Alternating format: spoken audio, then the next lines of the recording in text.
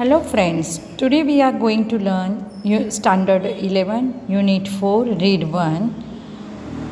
Unit શરૂ કરીએ પહેલાં એક પ્રી ટાસ્ક આપી છે પૂર્વ પ્રવૃત્તિમાં કે જે આપણને બેઝિક તાવ શરદી ખાંસી જેવા રોગો થાય છે અને આપણે ઘરગથ્થુ કયો ઉપચાર કરીએ છીએ એની વાત અહીંયા થોડી કરી છે. સ્વાભાવિક રીતે તમે સામાન્ય રીતે બધાને ખબર હશે કે તુલસી છે, એલોવેરા છે, નીમ છે, એવી ઘરની રેમેડીઝ અથવા તો હળદર છે જે આપણા મસાલામાં વપરાય છે, જીરું છે, અજમો છે, હિંગ છે, જેવી વસ્તુઓનો ઉપયોગ કરીને આપણે જે બેઝિક તાવ શરદી ખાંસી કે પેટનો દુખાવો કે કંઈ પણ હોય છે તો આપણે એને મટાડતા હોઈએ છીએ. એવી જ થોડી ઘણી વાત અને સાથે સાથે શારીરિક રોગો શું છે અને માનસિક રોગો શું છે એની ચર્ચા આ યુનિટમાં કરી છે. તો આપણે આ યુનિટ ભણીએ. મિત્રો, તમને સ્ક્રીન ઉપર થોડા હાર્ડવર્ડ્સ બતાવ્યા છે, તેનો તમે અભ્યાસ કરજો. Now we start our unit mind body medicine. If we look at different people in the world around us, we observe that all of us are not all alike.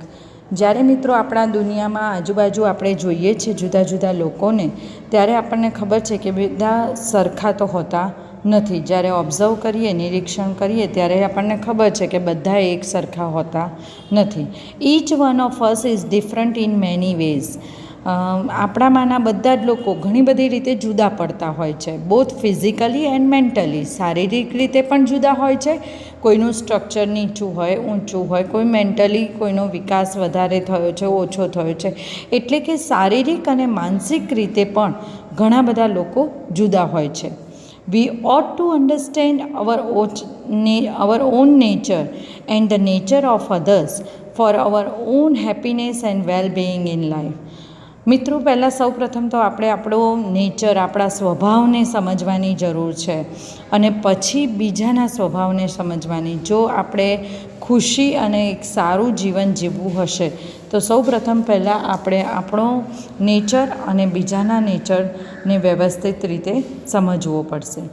The shape and size, આકાર હોય, કદ હોય, ટેમ્પરામેન્ટ્સ એટલે સ્વભાવ, પ્રકૃતિ, and characters of people, લોકોનું character કેવું છે, સ્વભાવ કેવો છે, સાઇઝ શું છે, કદ શું છે, have lot of variation that must affect hour health and happiness.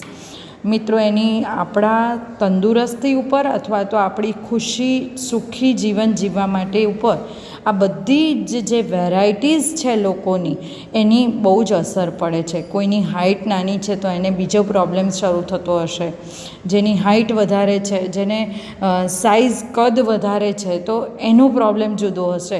It means that કે જુદી જુદા shape, size, temperaments, characteristic of people, એ બધાના જુદા જુદાને કારણે એ લોકોની તકલીફો પણ જુદી જુદી હોઈ શકે છે. According to Ayurveda, physical disease occur mainly owing to external factors like wrong diet or exposure to pathogen. Ayurveda શું કહે છે કે શારીરિક રોગો શેના લીધે ઉદ્ભવે છે? તો એ બાહ્ય પરિબળોને કારણે. કેવા બાહ્ય પરિબળો?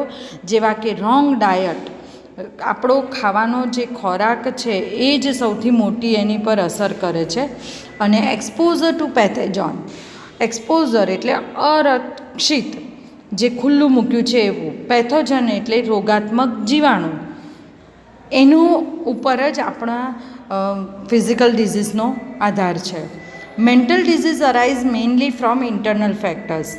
મેન્ટલ ડિઝીઝ, માનસિક રોગો જે છે એ પણ ઇન્ટરનલ ફેક્ટર્સ, ઇન્ટરનલ એટલે આંતરિક પરિબળો ઉપર આધાર રાખે છે. જેવા કે wrong use of the senses, જે આપણા સેન્સીસ છે, સંવેન્દ્રિયો છે, આંખ, નાક, કાન, એનો ખોટો ઉપયોગ કરીએ છીએ. And the increase of negative emotions, અને આપણે નકારાત્મક લાગણીઓને વધારતા જઈએ છીએ. ઇન્ક્રીઝ એટલે વધારતા જઈએ છીએ અને એને કારણે માનસિક રોગો ઉદ્ભવે છે એવું આયુર્વેદિક કહે છે. We ought to develop the habit of positive thinking. મિત્રો, આપણે હંમેશ માટે હકારાત્મક વિચાર નો વિકાસ કરવો જોઈએ. હકારાત્મક વિચારસરણી આપણામાં લાવવી જોઈએ. It has a good positive effect on our emotions, અને એની બહુ સકારાત્મક અસર આપણા ઇમોશન્સ એટલે લાગણીઓ ઉપર પણ થાય છે. હાવેવર, જો કે both physical and psychological diseases are usually mixed and one seldom occurs without the other.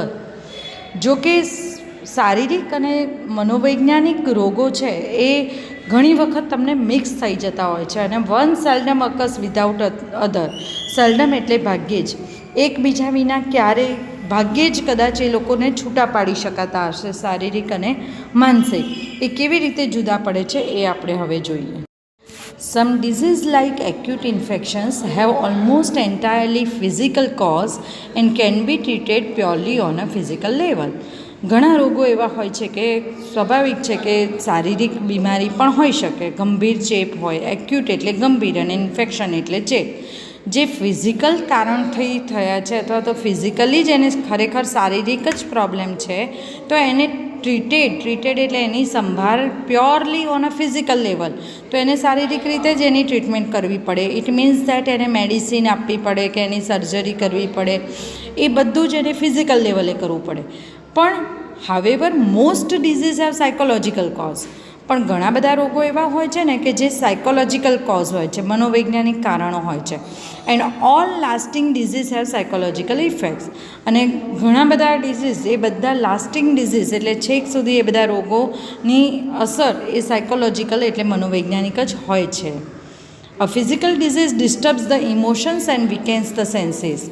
જે શારીરિક રોગો હોય છે ને એ મિત્રો ઘણીવાર કોઈ બીમાર વ્યક્તિ હોય તો એની લાગણીઓ અથવા એના સેન્સીસ છે, એની સંવેન્દ્રિયો છે, એ બધી નબળી પડી જતી હોય છે. સ્વાભાવિક છે. સામાન્ય આપણને તાવ આવે છે તો પણ આપણે ચીડિયો સ્વભાવ થઈ જાય છે, અથવા કોઈ ખાવું નથી ભાવતું, કંઈ સ્મેલ નથી આવતી, તો એ ઇમોશન્સ ઉપર અસર ચોક્કસ કરે છે અથવા તો આપણી સંવેન્દ્રિયોને નબળી પાડી દે છે. Which may result into physical troubles. અને એ આપણને શારીરિક મુશ્કેલીઓ એનું પરિણામ આવે છે, ઊભું કરે છે. They lead to a dietary problems.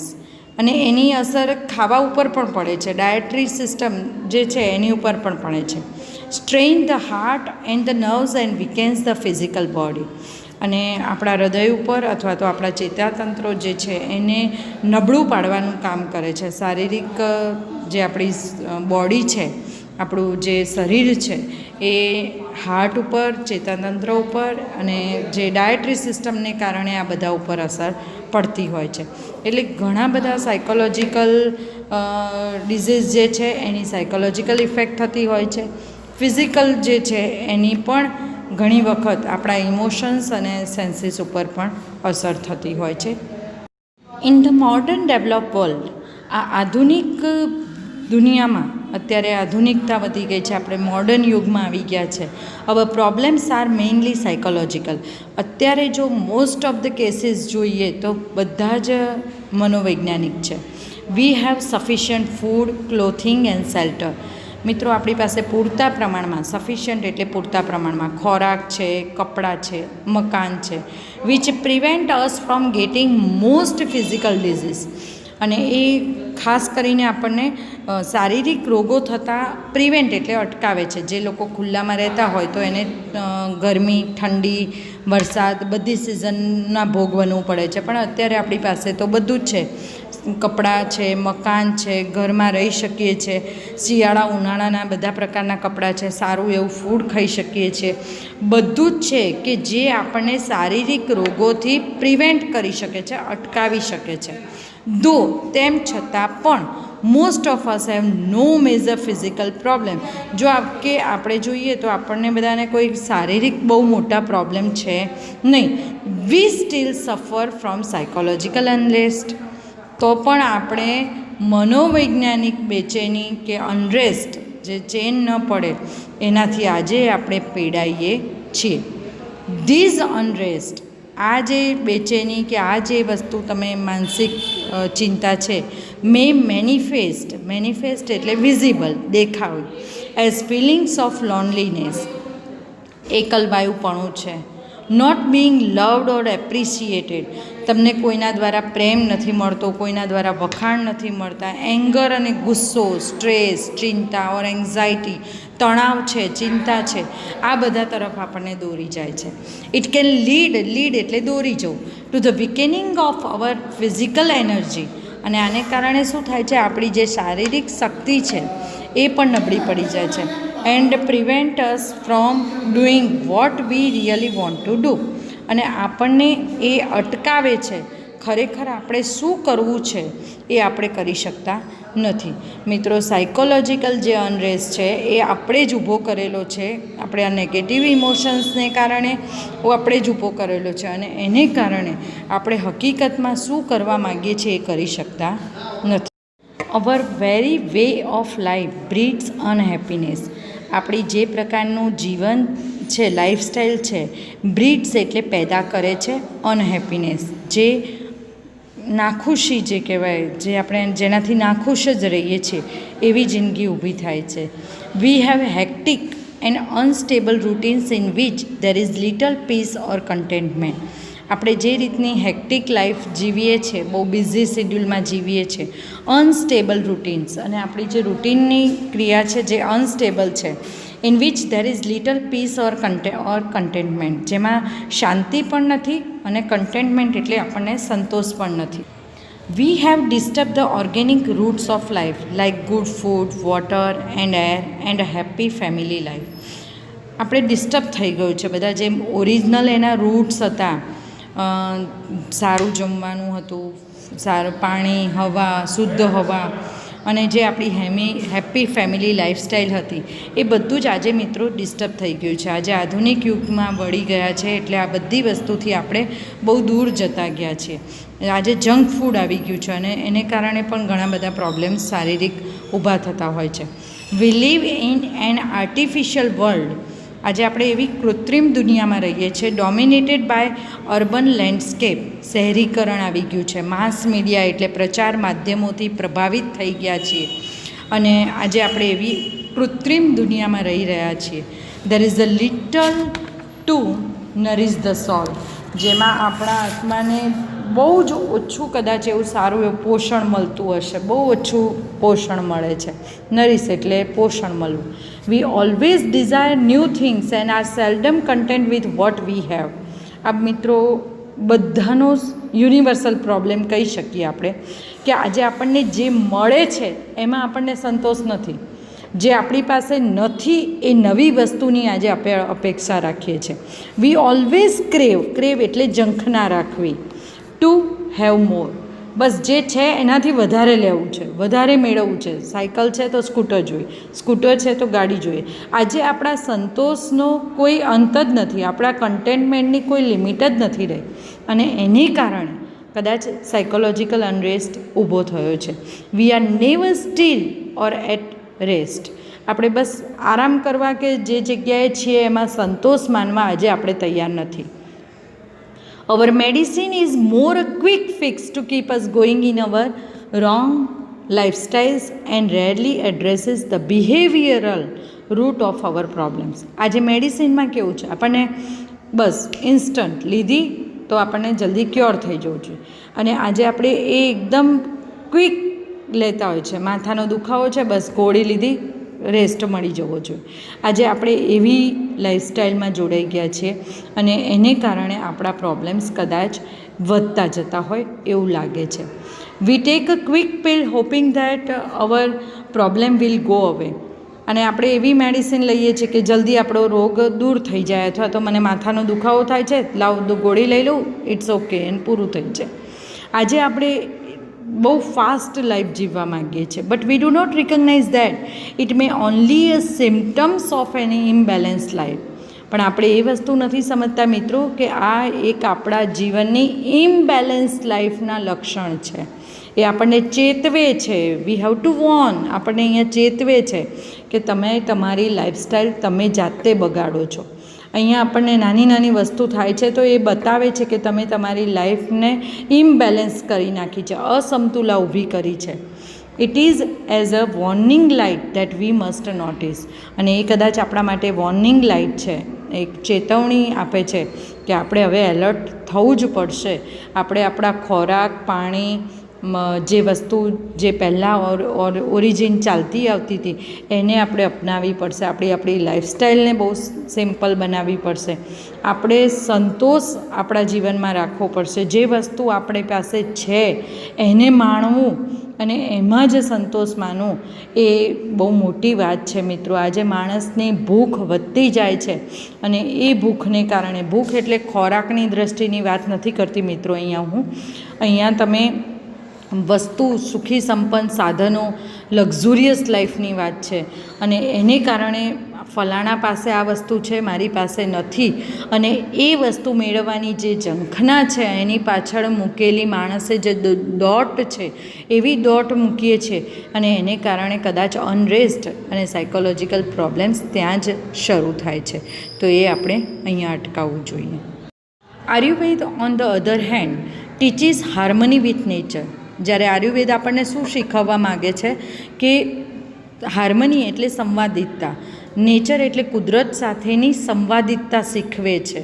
Simplicity, બહુ સાદગીભર્યું જીવન, એન્ડ કન્ટેન્ટમેન્ટ એટલે સંતોષ એઝ કીઝ ટુ વેલ બિંગ. સારી જિંદગી જીવવા માટે આપણામાં શું જરૂરી છે તો કુદરત સાથેનો સંપર્ક, કુદરત સાથેની સંવાદિતતા કેળવવી જોઈએ. સિમ્પ્લિસિટી એટલે સાદગી જોઈએ, કન્ટેન્ટમેન્ટ એટલે સંતોષ રાખતા શીખીએ. આ બધી જ વસ્તુ આયુર્વેદ આપણને શીખવાડે છે. It shows us how two live in a state of balance. આપણે કેવી રીતે સમતુલ લાઈફ જીવી શકીએ, એકદમ બેલેન્સ લાઈફ જીવી શકીએ.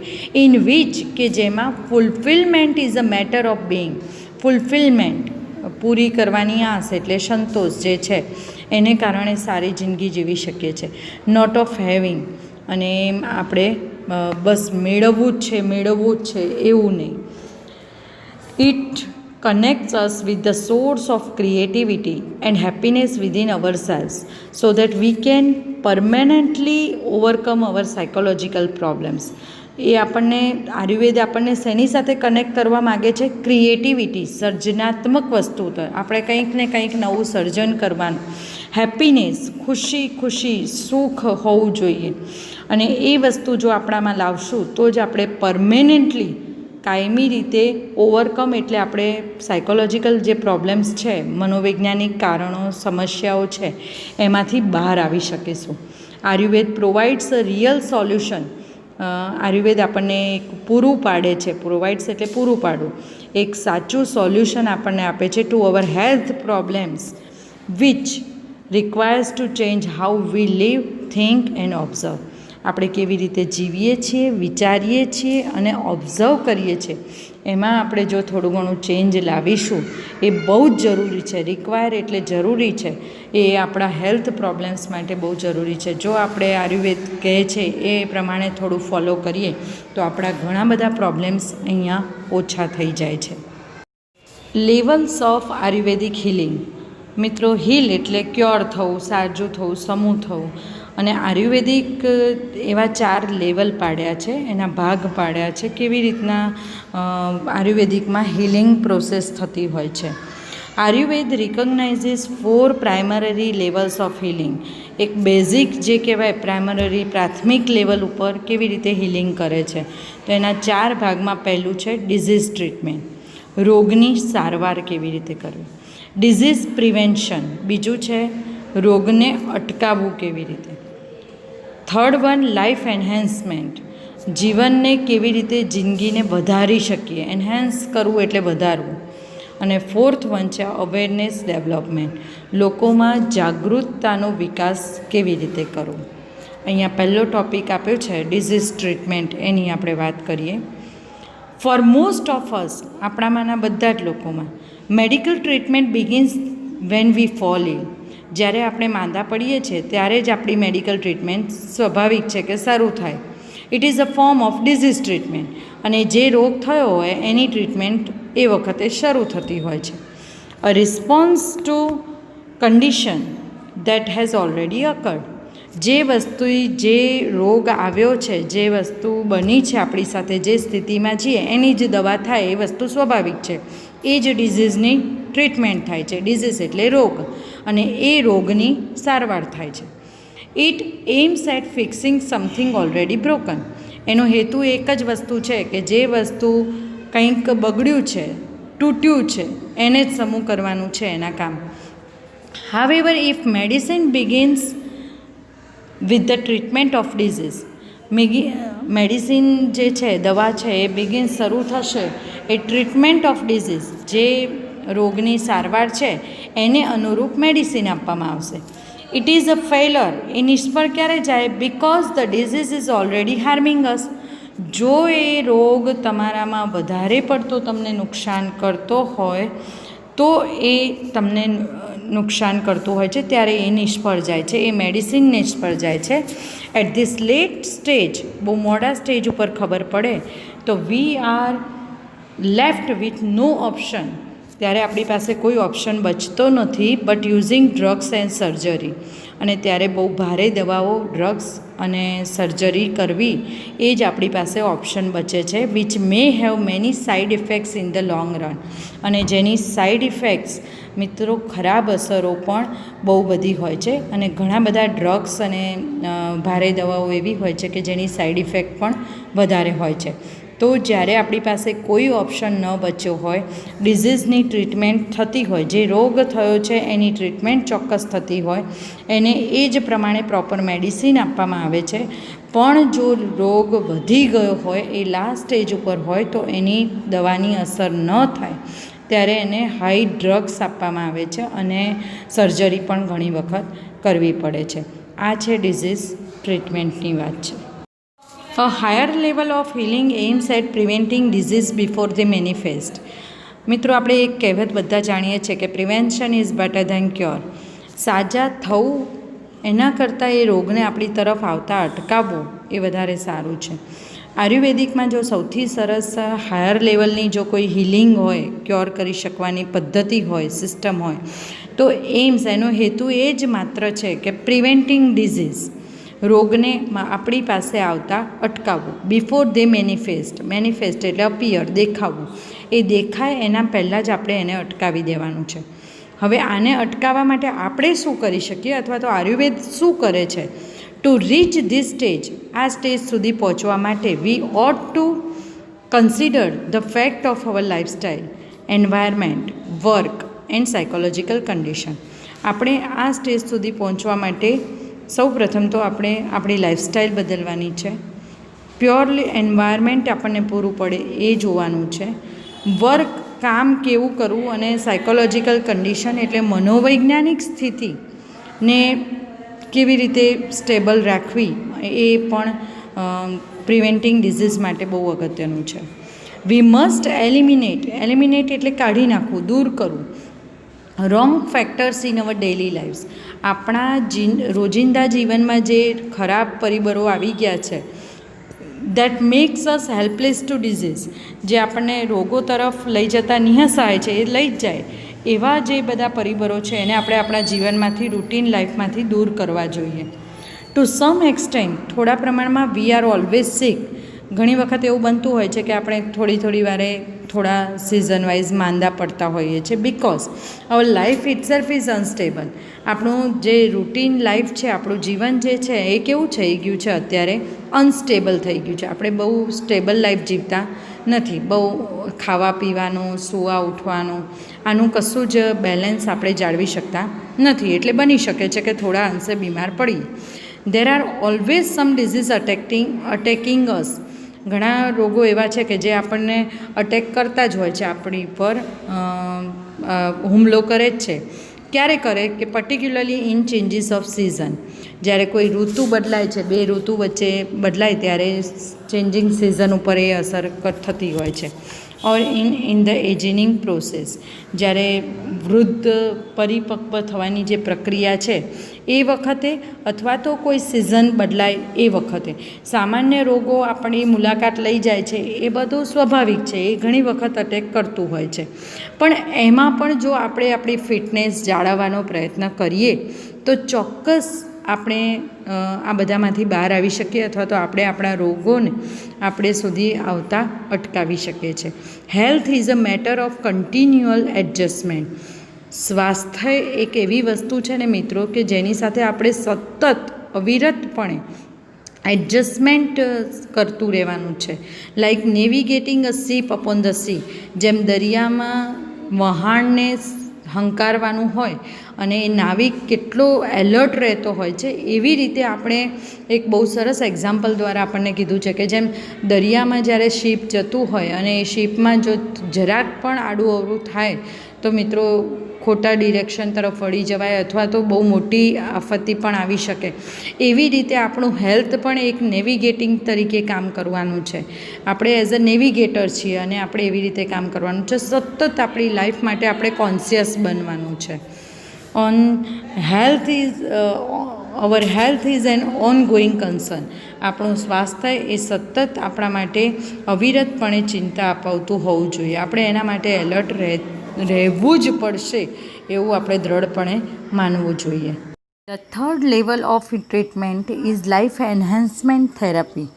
જે ત્રીજા પ્રકારની ટ્રીટમેન્ટ છે એ જીવનને લંબાવી કેવી રીતે શકીએ, આપણું લાંબુ જીવન કેવી રીતે જીવી શકીએ એની થેરાપી છે. Which aims at improving our vitality and enabling us to live longer.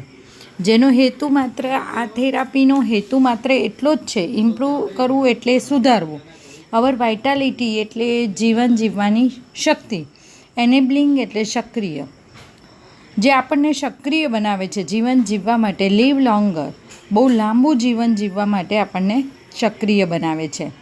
It does not merely prevent disease but show us how to increase our positive energy. એ માત્ર મિયરલી એટલે માત્ર, એ માત્ર પ્રિવેન્ટ એટલે અટકાવવું, રોગને અટકાવતું જ નથી, બટ શોઝ અસ આપણને બતાવે છે કે હાઉ ટુ ઇન્ક્રીઝ કેવી રીતે વધારી શકીએ અવર પોઝિટિવ એનર્જી. આપણી પોઝિટિવ એનર્જી, હકારાત્મક શક્તિઓને આપણે કેવી રીતે વધારી શકીએ એ આ લાઈફ એન્હાન્સમેન્ટ થેરાપી બતાવે છે. હાવેવર જો કે Ayurveda aims at creating health. આયુર્વેદનો હેતુ છે તમારા સ્વાસ્થ્યનું સર્જન કરવું, સારું સ્વાસ્થ્ય તૈયાર કરવું, અવોઇડિંગ ડિઝીઝ અને રોગોને દૂર કરવા, and helping us live longer અને આપણને મદદ કરે છે લાંબુ જીવન જીવવા માટે. મિત્રો આ ત્રીજી થેરાપી છે જે લાઈફને એક્સપાન્ડ કેવી રીતે કરી શકે, આપણે વધારે લાંબુ જીવન અને હેલ્ધી જીવન કેવી રીતે જીવી શકીએ એ માટે આયુર્વેદ આપણને શીખવે છે. The fourth level of Ayurveda healing is awareness development. જે ચોથી અને છેલ્લી જે આયુર્વેદિકની હિલિંગ ટ્રીટમેન્ટ છે એની છે અવેરનેસ ડેવલપમેન્ટ. લોકોમાં જાગૃતતાનો વિકાસ કરવો, જાગૃતતા લાવી. This requires a spiritual approach to life. એક આધ્યાત્મિક તરફ અભિગમ બહુ જરૂરી છે, એ તરફ આપણને દોરી જાય છે. To be healthy is important. સ્વસ્થ રહેવું એ અગત્યનું છે, but health is not an end in itself. પરંતુ તંદુરસ્તી એ પોતાનામાં અંત નથી એનો. It is not enough merely to prolong our lives and have better energy to do the things we want. માત્ર આપણા જીવનને લંબાવતા જ રહેવું અને આપણને જે જોઈએ છે તે વસ્તુઓ માટે એકદમ શક્તિ મેળવતા રહેવું એટલું ખાલી પૂરતું નથી. We ought to consider what we are using our energy for. એક એ વસ્તુ જરૂરી છે કે આપણે એ શક્તિને શાના માટે વાપરીએ છીએ એન્ડ વાય, કેમ વાપરીએ છીએ. મિત્રો માત્ર હેલ્ધી રહી જવું એટલું પૂરતું નથી, આપણામાં એનર્જી હોવી એ પૂરતી નથી, અથવા તો આપણે આપણા લાઈફને એક્સપાન્ડ કરીએ અથવા તો પ્રોલોંગ કરીએ, લંબાવી દઈએ, મેડિસિન ખાઈ ખાઈને લાંબુ જીવતા હોય એવું પણ જરૂરી નથી. પણ આપણે આપણી એનર્જીનો ઉપયોગ શા માટે કરીએ છીએ અને કેમ કરીએ છીએ. The quality of awareness is the real fruit of all that we do. Any quality કેવી છે, આપણી જાગૃતતા લાવવાની, સભાનતા લાવવાની, બરાબર છે, ગુણવત્તા, જાગૃતિ માટે ગુણવત્તા લાવે, પણ એનું એ સાચું ફળ છે એના માટે. Take us a real fruit of all that we do. આપણી જાગૃતિની ગુણવત્તા જ આપણે જે કંઈ કરીએ છીએ એનું એ સાચું ફળ છે. It is our ultimate expression, એક આપણી અંતિમ એક અભિવ્યક્તિ છે. The essence of who we really are, આપણે ખરેખર જે છીએ એનો એ જ કન્ક્લુઝન છે, સાર છે. Our awareness is the only thing we can take with us until we die. આપણી જાગૃતતા જે છે એ આપણે મરી નહીં ત્યાં સુધી આપણે એક જ બાબત આપણી પાસે રાખી શકીએ છીએ, અને એ જો કોઈ હોય તો એ આપણી જાગૃતતા છે. આપણે કેટલા એલર્ટ છીએ એ જ આપણે આપણી પાસે રાખી શકીએ છીએ. It continues two grow even when the body and mind decline. આપણું શરીર અને મન પણ આપણે જ્યારે સાથ છોડી દે ત્યારે પણ તે એટલે કે જાગૃતતા આગળ વધે જ જાય છે, અથવા તો આપણામાં જાગૃતતા હોવી જ જોઈએ અને વધારવી જ જોઈએ. ધસ આ રીતે it is our greatest aid in the ageing process. અને આ એજિંગ પ્રોસેસ એટલે વૃદ્ધ થવાની અથવા વધવાની પ્રક્રિયા, એ આપણો મોટામાં મોટો જો કોઈ આશરો હોય, સહાય હોય આપણી, તો એ આપણી જાગૃતતા જ છે. This is the ultimate goal of Ayurveda. આપણને એક આ આયુર્વેદિકનો એક અંતિમ ઉદ્દેશ આર્યો છે, which aims at releasing us from all sorrows and sufferings. આપણને બધી ચિંતા, દુઃખ, માનસિક પીડામાંથી મુક્તિ અપાવવાનો, રિલીઝ કરવાનો એટલે દૂર કરવાનો આયુર્વેદિકનો આર્યો અંતિમ ઉદ્દેશ આપણા માટે છે. True awareness is the ultimate cure for all psychological disorders.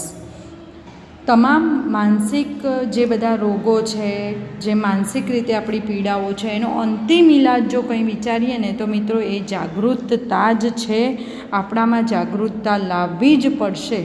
But to understand it, પણ એને સમજવા માટે we must first look into the mind and its function. પણ એને સમજવા માટે સૌથી પ્રથમ આપણે પહેલાં ક્યાં જોવું પડશે? તો આપણે આપણા મનને જોવું પડશે. એન્ડ ઇટ્સ ફંક્શન એટલે એની કાર્યશૈલીને આપણે તપાસવી પડશે, અથવા આપણે એની પર ઓબ્ઝર્વ કરવું પડશે. We had better start from where we are. આપણે જ્યાંથી શરૂ કર્યું હતી લાઈફ, મનુષ્ય અવતાર, જ્યાં એકદમ સિમ્પ્લિસિટી, સંતોષ, એ જે લાઈફસ્ટાઈલ શરૂ કરી હતી, વી હેડ બેટર સ્ટાર્ટ. આપણે ત્યાંથી ફરીથી આપણે આપણી શરૂઆત કરીએ. In this direction our journey proceed. અને આપણી યાત્રા, આપણી મુસાફરી જે છે એ દિશામાં આગળ વધે એવા પ્રયત્નો આપણે કરવાના છે. મિત્રો, માઇન્ડ, બોડી અને મેડિસિન, મગજ, શરીર અને દવાઓ, ઔષધિઓ, એ બધાનો એક સમન્વય આ યુનિટમાં આપણે કર્યો. આ રીતે આયુર્વેદિક થેરાપી પણ આપણને ઘણી બધી રીતે ઉપયોગી થઈ શકે છે. અને આપણે આયુર્વેદિક હિલિંગનો પણ થોડો અભ્યાસ વધારે કરીએ તો કદાચ આપણે ફિઝિકલ ડિઝીઝને આપણા તરફ આવતા અટકાવી શકીએ અને મેન્ટલ ડિઝીઝથી થોડા દૂર રહી શકીએ, અને આપણે આપણી લાઈફને હેલ્ધી બનાવી શકીએ.